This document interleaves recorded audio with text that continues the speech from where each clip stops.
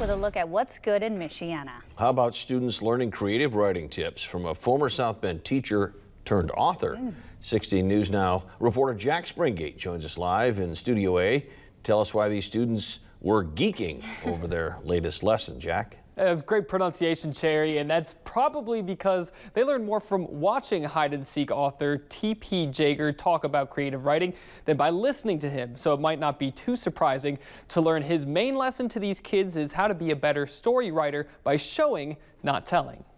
Face, hands, feet. Hide-and-Geek author T.P. Jager says you can learn a lot about someone by paying attention to those three things. Try to guess how he feels right now. Shaking. Yeah, he's definitely scared. For all those who guessed scared, When I go to write my own story, I don't have to tell you a character's sad.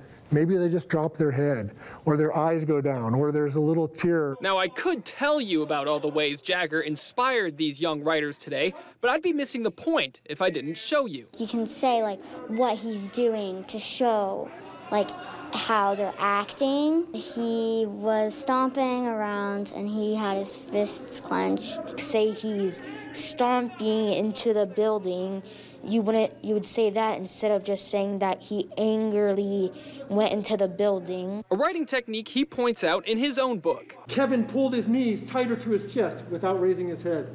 He kept pounding the stick against the statue, a handful of papers clutched in his other hand. He also revealed that his Michiana upbringing inspired many of the characters and stories in his book. A lot of the characters, like Gina, how she found sauce, it was like his own story. And what does a visit like this mean to these fifth graders? Yay! The reaction says it all. W-N. So I get the advantage to use video in my stories to show you exactly what I'm talking about, while these kids rely on their imagination and vocabulary. Still, I hope to show you how this technique works in action, as even I took a few pointers from Jager's presentation.